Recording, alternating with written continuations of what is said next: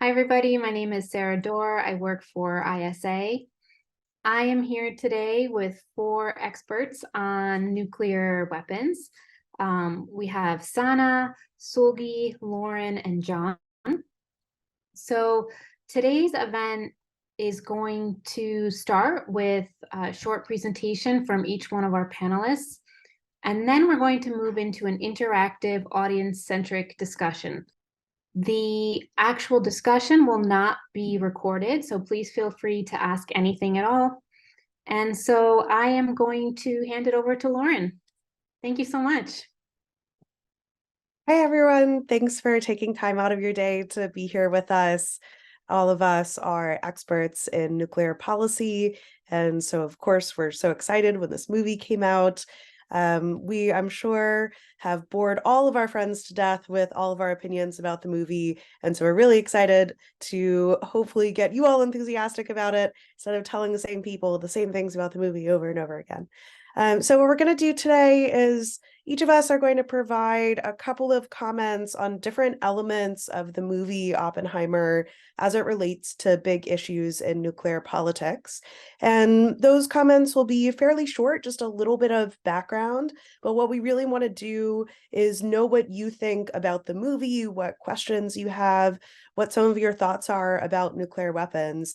And we want this to be an open discussion, both to people who might have lots of expertise or even research on the topic, and to people who might be totally new to the nuclear realm, who just liked the movie, want to know more about what it's about. So we're going to start off with John, who's going to tell us a little bit more about the history and how the movie depicts the Manhattan Project. So we'll kick it off now with John Emery. Thank you so much, Lauren. So I guess I'll start with the Trinity test. The switch was thrown at 5:29 a.m. on July 16th, 1945. Those scientists present at Trinity described it as a near religious experience. As the mushroom cloud began to rise in the sky, those watching it were left trying to grasp the meaning of what they were witnessing. Ernest Lawrence stated that witnessing the explosion was, quote, like being present at the moment of creation when God said, "Let there be light." Oppenheimer remembered the lines from the Bhagavad Gita, "I am become death, destroyer of worlds," and Kenneth Bainbridge expressed himself in much more prosaic language, "Now we're all sons of bitches." General Leslie Groves recounted his reaction of his feelings in his memo to the Secretary of War, Henry Stimson, which was conveyed to Harry Truman at the Potsdam Conference. He said, quote, "The effects could well be called unprecedented, magnificent, beautiful, stupendous, and terrifying. It was that beauty that the great poets dream about but describe most poorly and inadequately. 30 seconds after the explosion came, the strong, sustained, awesome roar, which warned of doomsday, made us feel that we puny things were blasphemous to dare tamper with the forces heretofore reserved to the Almighty. Words are inadequate tools for the job of acquainting those not present with the physical, mental, and psychological effects. It had to be witnessed to be realized." So those of us that have seen Oppenheimer, we're now able to feel that feeling in Christopher Nolan's movie. Yet I think it's crucial to know the language that those presents used to grapple with and describe what they were witnessing. These very scientific and military men were overwhelmingly referencing religious imagery to try to describe and grapple with what they were seeing. Nevertheless, watching the movie, knowing the outcome, that the Trinity test was successful, the audience is brought into all the tension, the uncertainty, the kind of immense human drama that took place at the Los Alamos for the Trinity set that only a filmmaker like Nolan, I think, could do. However, there were a number of key moments in the film where I think he missed an opportunity to dispel common myths about the decision to drop bombs on Hiroshima and Nagasaki. So the moment in the film where they have the interim committee meeting where Oppenheimer goes to visit with Henry Stimson and lots of other military generals in the West Wing, this there was this assumption built in that we were always going to use the nuclear weapons, right? Alex Wellerstein argues that the Manhattan Project was somewhat overdetermined. The question quickly became which city to drop the bombs on rather than whether or not to drop it. So this is kind of one pervasive myth. Of course, there was huge debate amongst the Manhattan Project scientists if they should simply do a demonstration of the weapon rather than drop it on Japan. But those in the kind of interim committee meeting were primarily concerned with which city to drop it on.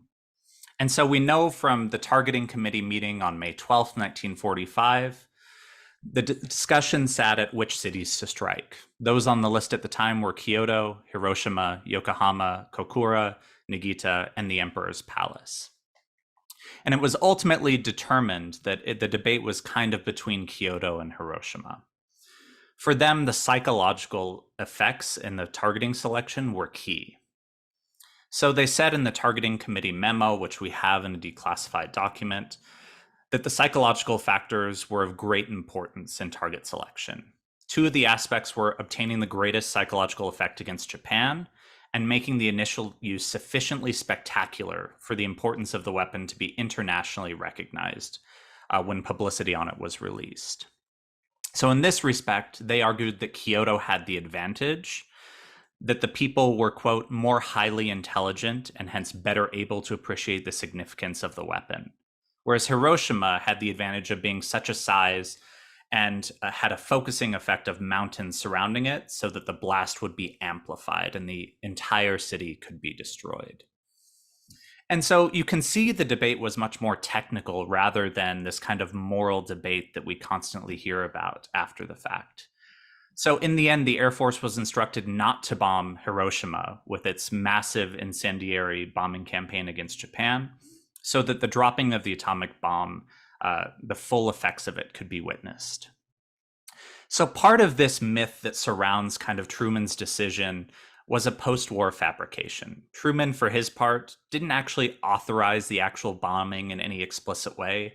General Groves himself said that Truman's role was one of, quote, non-interference, basically a decision not to upset existing plans when it came to Hiroshima and Nagasaki.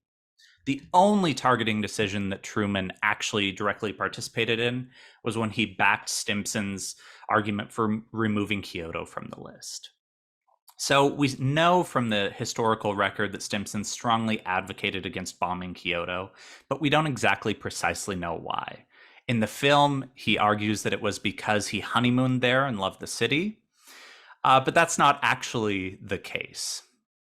Right, but I think it's kind of interesting that they decided in the film to put that kind of laughing moment almost into the film. A lot of people in the theaters when I saw it kind of chuckled at that. But I think it's illustrative of the casualness with which this important historical decision was made. So we have a lot of myths about the atomic bombs, all of which I can't get into right now. The main one is, did the atomic bombs end World War II? So there were certainly one factor amongst many, but there's a lot going on in a really short period of time here. On August 6th, you have the bombing of Hiroshima. On August 8th, the Soviet invasion of Japanese-occupied Manchuria. On August 9th, you have Nagasaki. On August 10th, the conditional surrender by Emperor Hirohito was conveyed to the US. On the 12th, the US rejects that conditional surrender and has an uptick in conventional bombing. And then finally, on August 15th, an attempted military coup in Japan, and the US accepts Japanese surrender while keeping the emperor in power.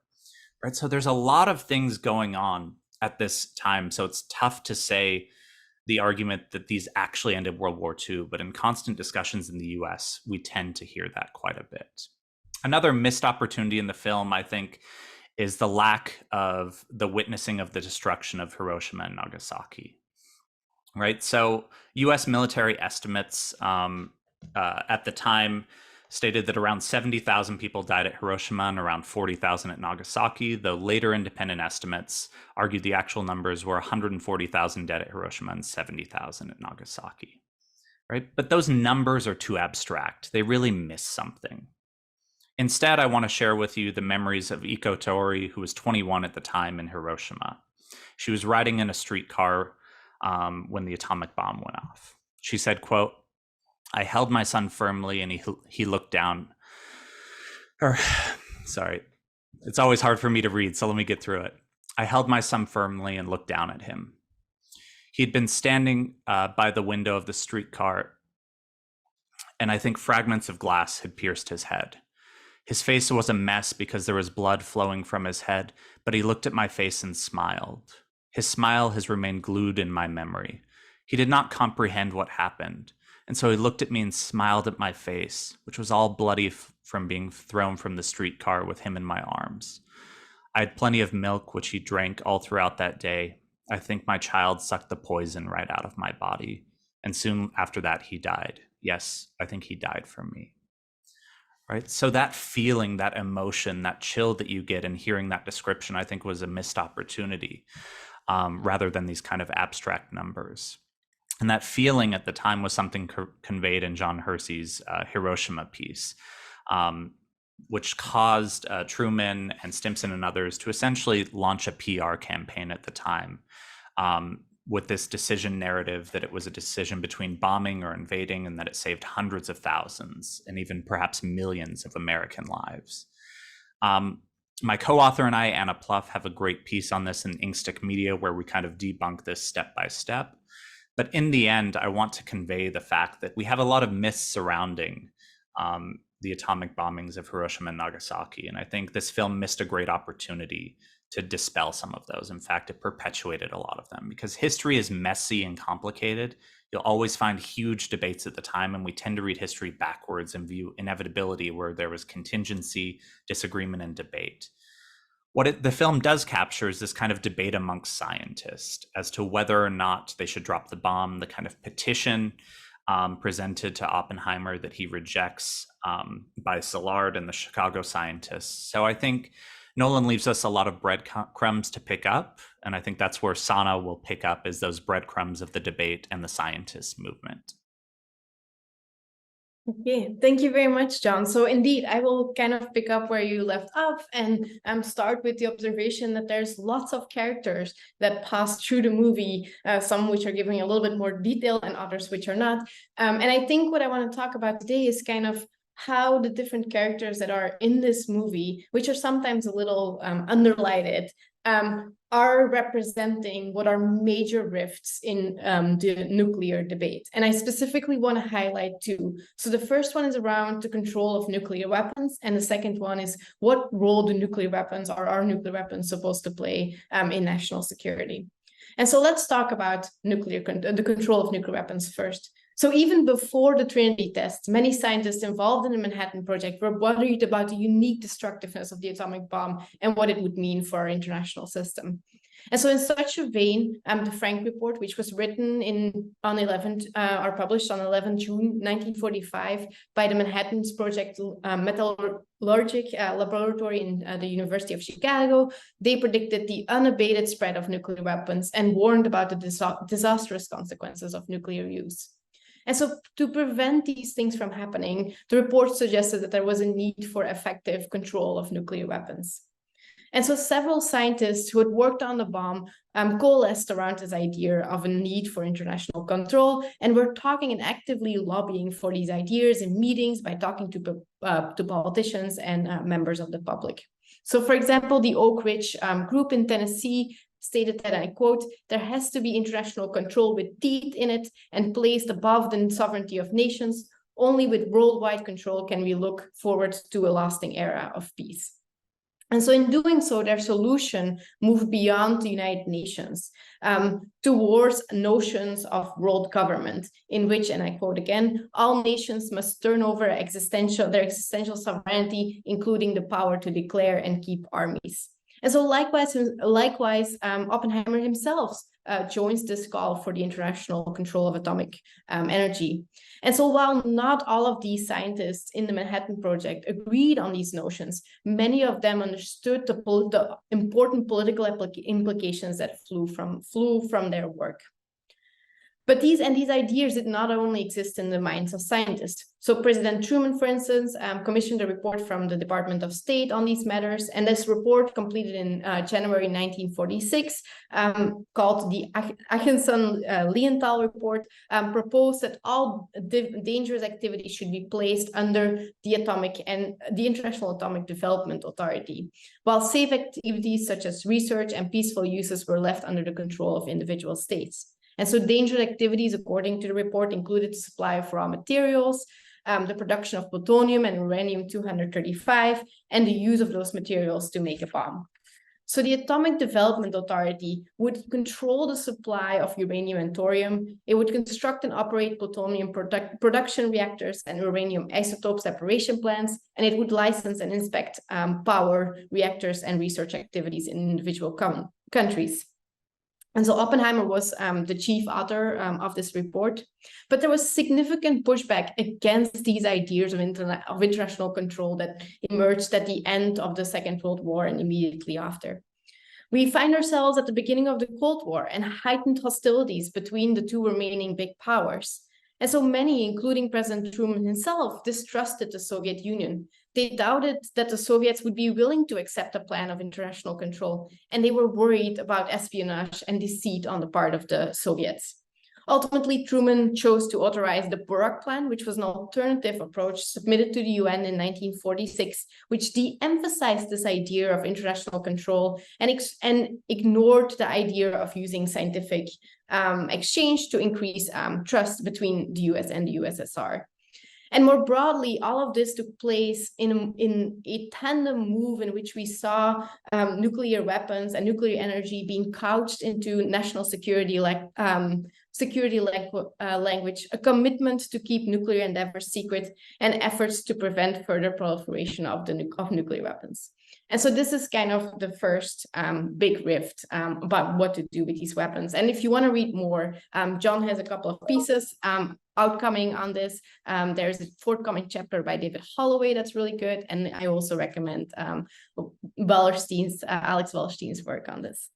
But in tandem with these questions about how to control nuclear energy, scientists and policymakers alike were also trying to think through what these weapons could and could not do in international politics. And so this in turn highlights exposes another rift that I want to highlight today. So we all probably on this call know the famous quote from Bernard Brodie: "From now on, the chief purpose of the military must be of these weapons must be to avert wars. It can have no other useful purpose." And so this and other thinking kind of laid the basis, or was encapsulated in massive assured destruction, a key assumption in nuclear matters today. The basic idea being, because I can threaten to destroy you and you can threaten to destroy me, and we can both destroy each other, we will not attack each other. So there's the deterrent effect of nuclear weapons. But this is not the only way to look at the nuclear world. For some, there are ways to actually use nuclear weapons in conflict beyond merely threatening massive retaliation. And so a striking example of this divide between people that believe that the sole purpose of nuclear weapons is to deter an adversary and those who do not buy into that rhetoric can be found in the 1950s, when we see the emergence of two competing reports that encapsulate these ideas. So one was the Killian report and the other one was the Gator report. So in 1955, the Killian report concluded that the nuclear revolution would ultimately give rise to a situation in which both the United States and Russia would be in a position from which neither country could derive a winning advantage, because both countries would possess enough nuclear weapons and adequate means of delivering them, and that they would get through a defense as adversaries or impediments. And so even the ability of surprise wouldn't affect the outcomes, because each of the countries had enough residual offensive power to break through the defenses and destroy the other, regardless of which country strikes first. And so the conclusion is nuclear war cannot be won. And so deterrence should be the objective. A mere 2 years later, in 1957, the Gator report comes out, and it reaches completely opposite conclusions. So it stated if deterrence fails, nuclear war should come through miscalculation, or whether nuclear war should come through miscalculation or design. The United States should invest into a whole range of nuclear technologies and active and passive defenses, because they would ensure the survival of the nation. And so there is an implicit assumption in this report that nuclear war could somehow be overcome. And so according to this side of the debate, the pursuit of nuclear warfighting technologies is considered absolutely crucial. And so underpinning this rift, I would argue, are different understandings of the nature of nuclear warfare and the extent to which it can be overcome. And finally, and in addition to that, I think this has had this rift in what nuclear weapons can do has had a major impact on the development of nuclear technology and strategy through the Cold War, but even today. And so in the movie, for example, we see Teller pop up, who kind of embodies a lot of the nuclear warfighting principles.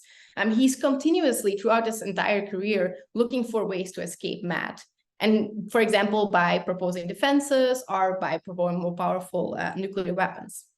Anyway, so we've got these two divisions, and they have relevance, I think, and the ways in which these debates are set up in the 1950s and all through the Cold War, and even today, I think has relevance. So since the failure of international control in the late 1950s, we've seen a continued ways to limit the spread and dangers of nuclear weapons. And so this has led to the adoption of a number of treaties, institutions, and practices, which I think Lauren will talk more about. But severe problems remain. Steered by these really different understandings about what nuclear weapons are supposed to do, we've seen like massive nuclear buildups. We see the adoption of dangerous strategies, and we see a destruction of arms control institutions. And so in such a world, I think that imagining different ways forward for nuclear weapons and for the dangers they pose is absolutely key. And so I think that this is also precisely where the movie kind of falls short. And those are three things. So the first one is that the movie falls short in explaining to us the consequences of nuclear weapons and the harm that they've already done. The second is that the movie also falls short in connecting the historical story to the continued presence and dangers of nuclear weapons today. And thirdly, it also falls short in engaging its viewers into imagining and thinking about a different worldview or a different state of the world in which these weapons or the dangers that are posed by these weapons could be reduced. And so I'm missing that call a little bit from the movie. I hope this gives some thought for this session. Thanks. So now we'll move on to Sulgiye Park, who's going to talk to us a little bit more about the impact of weapons and some of the broader implications of nuclear use. I'm learning so much from you guys already. As I think my comments will coherently follow Sanne's and John's excellent remarks when you talk about the destructive power of the nuclear bombs and some of the stuff that the movie falls short on, I want to reiterate the short and long-term effects of nuclear radiations and the specter of the next nuclear weapons testing. But first, let's delve into the sobering reality of nuclear radiations, right? Nuclear explosions, whether it is from the weapons or whether it is by accidents, do unleash a lot of inevitable mark on human health and the environment. And so we're talking about the intermediate aftermath, the short-term effects, which are nothing short of catastrophic. We're talking about acute radiation sickness, being exposure to high levels of radiations over short periods of time, with symptoms like nausea, vomiting, illnesses, losing of hairs that become the harrowing companions. In the most severe cases, death arrives pretty swiftly within months, if not within weeks. There are also immediate blast injuries or burns from the thermonuclear radiations. And these effects in the movie are not really captured a lot. I think it appears in one scene when after the bombings of the Japan, and Oppenheimer gives a celebratory speech celebrating the technical achievements that were made in the lab, right? And that scene depicts Oppenheimer visualizing the audience member's skin burning, melting, and one person vomiting on the side. And as it exits the stage, he steps on the charred body. And that's the whole consequences of the weapons that's captured in one scene. But the truth is that the horrors do not really end there, is it? The intermediate injuries caused by these nuclear explosions are just part of the ghastly reminder of this great power that we've unleashed. There's a great specter of the long-lasting effects of contaminations. I'm talking about the radioactive materials that are released on the environment that poison the food, the soil, the health, and eventually the life of human beings. So the very essence of our life becomes a perilous gamble for those living in the affected areas. And now these long-term effects of nuclear radiation is not necessarily the main focus of the movie, but it does opens up the conversation to discuss the ongoing effects of the radiations from the nuclear weapons testing as well as the nuclear weapons productions and fabrication processes. And that's to cast a shadow on our collective future. Cancer, leukemia, thyroid cancers, genetic disorders, cardiovascular diseases, all of which are the consequences of even low-level radiation exposure and that still affect the community today. And the movie only shows really one nuclear test, the Trinity test, the very first test conducted by the United States.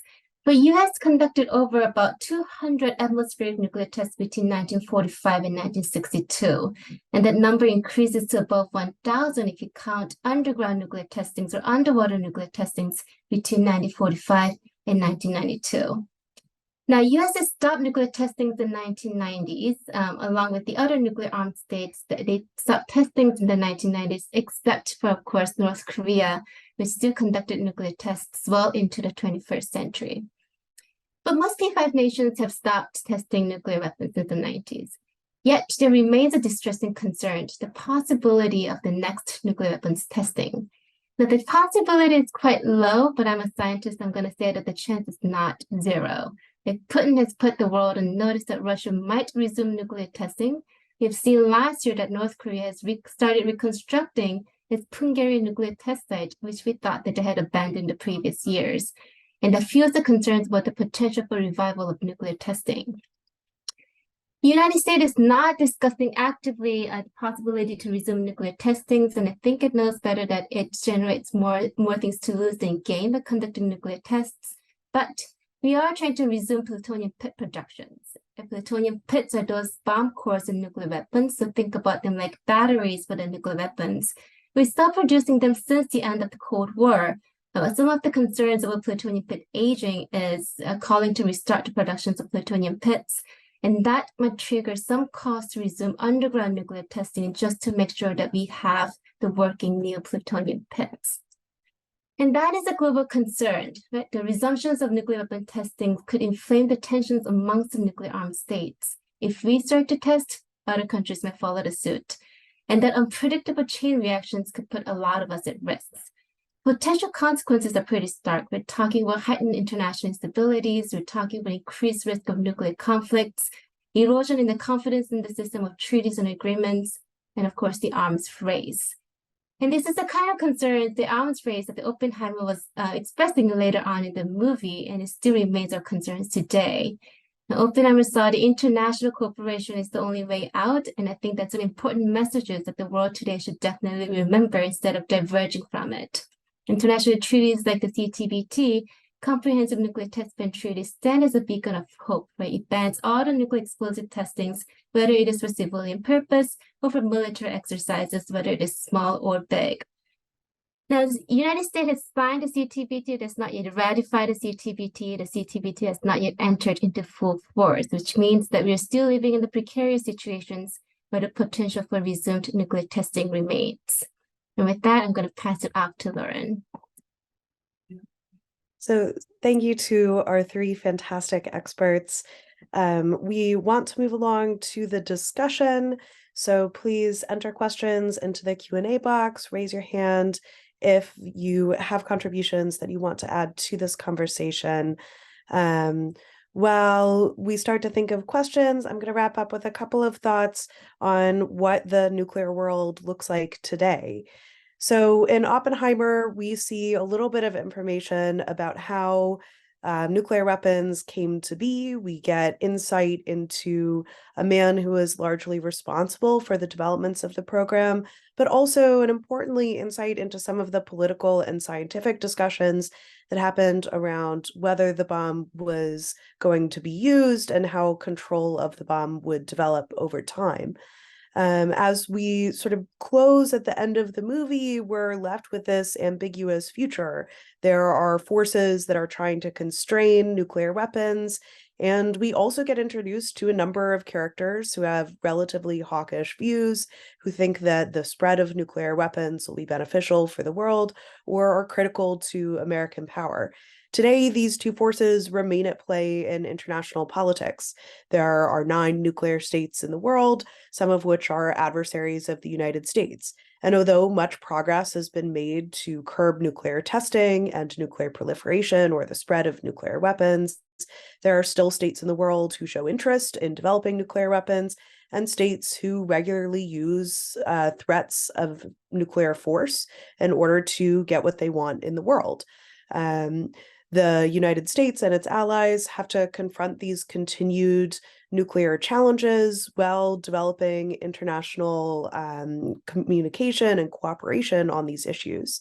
There's a lot more that I think we can talk about that relate to these challenges, but what we'd love to do is hear from you and hear about some of the topics that you all think are really important in this space. So I can take that one. I mean, it's been a long time since the 1980s, I would argue, that we've seen so much public discourse around these issues, around nuclear weapons and the dangers they pose. I mean, it's kind of astonishing that in the middle of summer, entire cinemas in my country, in Belgium, were filled with people who were interested in seeing a biopic around a scientist in the Manhattan Project. And I think that is really a major accomplishment. And that is also where this brings it back, and this gives opportunity to us as part of the scholarly community to help and think about these issues, to inform people and to have debates around where we should go with this and other technologies. I want to add to that, and this goes back to the point that John was making earlier. Some of the programs that were promulgated by not necessarily the movie, but it really helps us rethink about RECA, like the Radiation Exposure Compensations Act that John was alluding to earlier. The RECA is a partial compensation to individuals who develop illness from being exposed to radiation, so atmospheric nuclear testings, or those who are exposed to radiation from uranium minings. But in many cases, a lot of the communities are actually excluded from the RECA eligibility under the current federal law. And with the movie, a new legislation was introduced to extend the healthcare benefits, to extend to include a lot more communities that were not previously included under the federal law. And I think that's one of the things that movie is helping to shift the public discourse on this very important topic. Yeah, I think I'll just end with the fact that, as I always tell my students, that movies become reality far more than the actual history of it. And I do think that Nolan did get a lot of the history right? Some of the quotes in the movies are verbatim taken from the kind of memos and texts and things like that. Whereas others, I think especially with the decision narrative, he really missed an opportunity.